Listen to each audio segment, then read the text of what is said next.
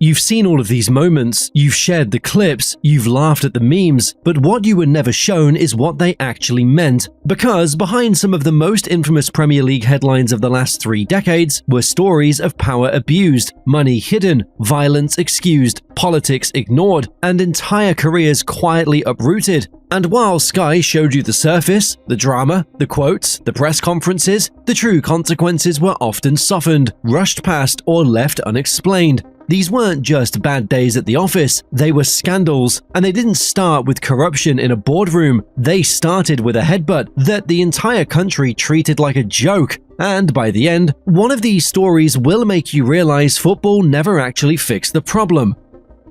Number 1. Alan Pardew, the meme that was actually assault.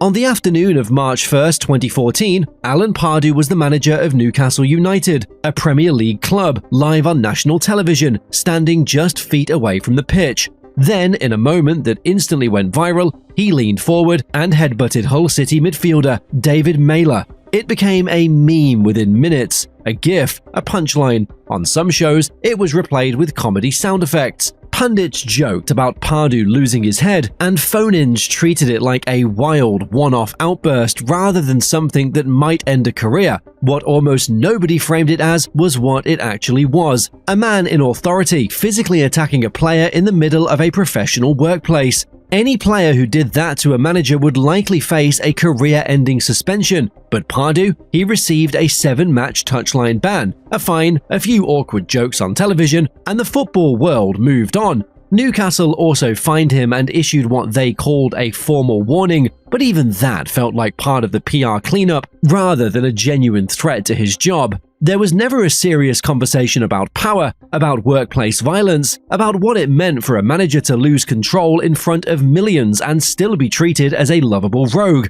Even Pardew himself later described it as a moment of madness, as if that explained it. There was no serious sit-down interview about why it happened, no real unpacking of why a manager felt comfortable stepping into a player's space like that. But here's the uncomfortable truth: football has always had a different rulebook for people in charge. Managers shout, managers intimidate, managers cross lines, and when they do, the game doesn't ask what it says about authority. It asks if the next match is still on. Pardew kept his job, his reputation survived, and the incident slipped neatly into football folklore, not as a scandal, but as entertainment. Number 2. Harry Redknapp, the people's manager in the dock. In January 2012, as Tottenham pushed for a rare Champions League place, Harry Redknapp wasn't just fighting for top 4, he was fighting for his freedom. Because in a London courtroom, English football's favourite wheeler dealer was on a trial for tax evasion, accused of hiding $295,000 in an offshore account in Monaco, an account prosecutors said was deliberately set up to avoid the taxman. Here was the contradiction that stunned fans. The most relatable manager in the league, secretly banking money in one of the world's most notorious tax havens. This wasn't some fringe figure either. In the months before the trial, large parts of the media had already anointed Redknapp as the next England manager. He was the people's choice. Redknapp's defense was simple, but surreal. The account, he claimed, wasn't for him at all. It belonged to his dog, Rosie. Day after day, the case dragged on as Tottenham kept winning matches in the background. Every press conference became a double act, tactics on one side, criminal charges on the other. Reporters stopped asking about formations and started asking about offshore finance. One morning, Backpage would show him celebrating a late winner. The next would show him walking into a court with cameras in his face. When the verdict came, Redknapp was acquitted. No conviction, no prison sentence. On paper, fully cleared. But football punishment doesn't always come from courts. Just weeks later, the England job, the role he'd waited a lifetime for, quietly disappeared. The FA never publicly blamed the trial, but the timing said everything. The same headlines that had once pushed him toward the national job now made him look like a risk the FA couldn't afford to take. He walked out of the court a free man, but the image of the harmless football rogue died right there in early 2012. Number 3. George Graham, the bribes that built the Premier League. In February 1995, while the Premier League was still selling itself as a clean new era for English football, Arsenal's manager, George Graham, was quietly being exposed for something the sport preferred to pretend no longer existed: bribes. For over a year, Graham had secretly accepted 2 illegal payments totaling £425,000 from Norwegian transfer agent Rune Haig, one for the signing of midfielder John Jensen, the other for defender Hull Liderson. The money wasn't processed through accounts, it wasn't declared, it was handed over privately. Graham denied everything at first. He dismissed the accusations as fantasy, smear tactics, lies from desperate agents. Then the evidence landed. The Football Association launched a formal investigation. Bank transfers were traced, meetings were verified, the story could no longer be controlled. In 1995, Arsenal sacked their most successful modern manager on the spot. Weeks later, the FA delivered a punishment that sent shockwaves through the league, a 1-year ban from football. For the first time in Premier League history, a champion manager had been formally punished for corruption. He returned to management a year later, and the Premier League never formally revisited how those deals were allowed to happen. Number 4. Tony Pulis, the bonus he was never meant to take. In May 2014, Tony Pulis had just pulled off another of his trademark escapes. Crystal Palace stayed in the Premier League against the odds, the crowd roared his name, and the club's survival was worth tens of millions.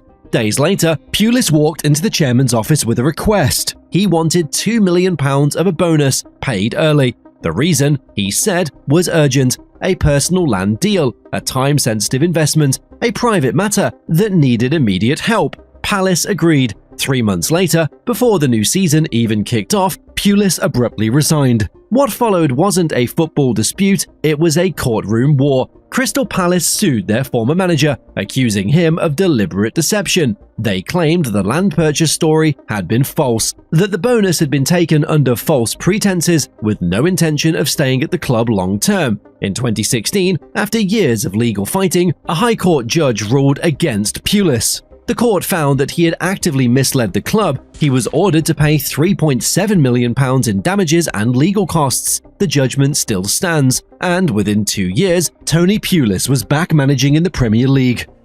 Number 5. Sam Allardyce, 67 days as England manager.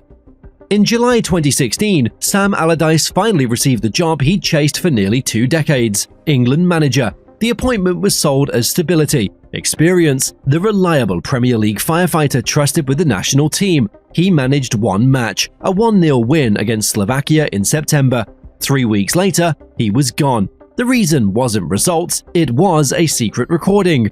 Journalists posing as businessmen filmed Allardyce in a hotel meeting discussing how to circumvent third-party ownership rules. He spoke casually about loopholes, about contacts in football who could get things done, and accepted a £400,000 speaking fee proposal linked to player transfers. He even mocked his predecessor in charge of England and joked about the rules as if they were there to be navigated, not respected. The footage ran less than 48 hours after his England debut.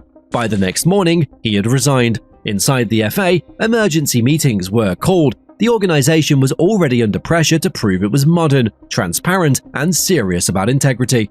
Now their new flagship appointment was front-page news, for all the wrong reasons. The FA described it as a matter of conduct. Allardyce said he'd done nothing illegal. No charges were ever filed. No court case followed. There was no formal inquiry into how common these kinds of conversations were. No wider investigation into the culture around transfers. Just one man stepping down, and an institution drawing a line under it. A 67-day reign. 1 match. 1 recording. If these stories are changing how you see the game, subscribe now, because from here, the scandals don't just involve money or power, they start involving legacy. Allardyce returned to Premier League management within a year, and the deeper questions about how casually rules were discussed behind closed doors were never formally examined.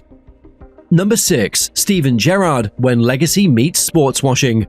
In October 2022, Steven Gerrard was sacked by Aston Villa after just under a year in charge. The former Premier League and Champions League winning captain left with Villa hovering just above the relegation zone, his reputation as a manager already wobbling. The following summer, in July 2023, he reappeared. Not in England, not in Europe, but in Saudi Arabia, as the new manager of Al Ettifaq. The salary was reported to be worth millions per year. The league he joined was being openly funded and promoted as part of the Saudi state's push to reshape its global image through sport. For decades, Gerrard had been marketed as the embodiment of English football values, loyalty, leadership, integrity. Now he was fronting a project widely criticised as sportswashing, using football to distract from human rights records and political repression. The backlash was immediate. Former teammates avoided public comment. Supporters who had once idolised him questioned whether this was really about football anymore. Political groups challenged why English sporting icons were suddenly lending credibility to state-backed leagues overseas. Gerrard kept his response brief. He said the project was ambitious. He said he wanted a new challenge. There were no investigations, no legal proceedings, no government body intervention. For the first time, Steven Gerrard wasn't being judged on what he'd won, but on what he was willing to stand beside. Number 7. Jose Mourinho. When doing your job cost you your career. In August 2015, during the opening match of Chelsea's Premier League season against Swansea, team doctor Eva Canio ran onto the pitch to treat an injured Eden Hazard. She followed medical protocol, she assessed the player, she did her job. Jose Mourinho was furious. In the post-match press conference, he accused his own medical staff of being naive. Within days, both Canio and club physiotherapist John Fern were removed from first-team duties. Canio's access to matches and training was scaled back, and the message to everyone around Cobham was clear: step out of line, even when doing your job, and you could be frozen out. What followed wasn't just internal discipline. Canio filed a constructive dismissal claim against Chelsea, stating that her professional reputation had been destroyed. The case drew criticism from equality and inclusion figures inside the game and beyond. Supporters began chanting her name at games, and for the first time, a Premier League medical professional became a symbol of something bigger than one club's politics. Chelsea eventually issued a public apology. In 2016, the club reached a financial settlement with Canio. The terms were never disclosed. Mourinho never apologized privately or publicly. By that point, the story had already shifted on. The team's form had collapsed, the dressing room had turned, and the focus had moved to how quickly a title-winning side had fallen apart. By December 2015, just 4 months after humiliating his medical staff in public, Mourinho was sacked. Canio never returned to elite-level football. Mourinho moved on to Manchester United within a year. One career ended, one career continued at the highest level. And the message left behind was simple, even if nobody wanted to say it out loud. In football, power doesn't always answer to competence. Number 8. Paolo Di Canio, Sunderland appointed a fascist. In April 2013, with Sunderland staring relegation in the face, the club made a decision that would tear it apart from the inside. They appointed Paolo Di Canio as a manager.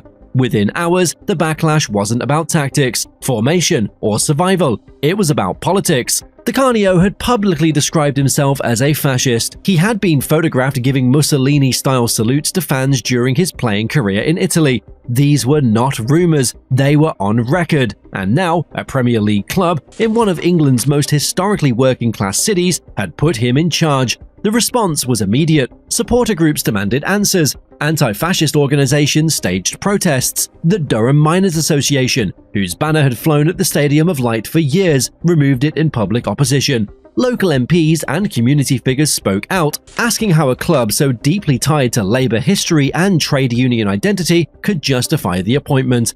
Then came the breaking point. Sunderland's vice-chairman, David Miliband, resigned from the club board in protest. A former foreign secretary was walking away from a Premier League club because of the man they'd chosen to lead it. Behind the scenes, there were questions about sponsors, about how long partners and broadcasters would be comfortable having their brands next to Di Canio's image if the controversy grew. The club's statement focused on football, survival, short-term necessity. They said the appointment had nothing to do with politics, but the consequences said otherwise. Sponsors distanced themselves, fans turned on each other. The story became bigger than relegation. It became about whether English football was willing to separate success from ideology, and whether it even had the right to try. Di Canio kept Sunderland up that season. He was sacked months later. The protests faded. The banner became a symbol of the fallout, and for many fans, it never meant the same thing again. Number 9. Neil Warnock, the abuse football laughed at for 30 years. For more than 3 decades, Neil Warnock built a reputation as one of English football's hardest managers. Loud, confrontational, old school, and for much of that time, those traits were treated as part of the entertainment. But years later, a different picture began to emerge. At QPR, Adel Taarabt has spoken about difficult periods in his career, about clashes with managers, and feeling that, at times, he was being criticised more than he was being protected. At Crystal Palace, Wayne Routledge has also talked about confidence being eroded by the way he was handled, about how public call-outs and constant scrutiny from the touchline could make the dressing room feel less like a safe place to grow and more like somewhere you learn to keep your head down and survive. The details are different, but the pattern is familiar. Players feeling singled out, embarrassed, and slowly pushed to the edges when relationships with the manager broke down. These weren't whispers at the time, they were stories players only felt able to tell years later, when careers were no longer at risk. Warnock was never charged, never banned, never formally investigated. He continued managing into his 70s, celebrated publicly as a character and a throwback to football's tougher days. But the testimonies didn't disappear, they simply arrived too late for the system to ever have to answer for them. And none of these stories happened in isolation. They survived because football allowed them to. Power wasn't just protected, it was normalized. Careers were lost quietly, consequences arrived selectively, and silence did most of the work. These weren't just scandals of their time, they were warnings the game chose not to listen to. And if you're wondering why so many of the same patterns still exist today, the answer might be simpler than we'd like to admit. Because football didn't fix the problem, it learned how to move past it. And if you want more stories like this, the ones that usually stay buried, you know where to find them.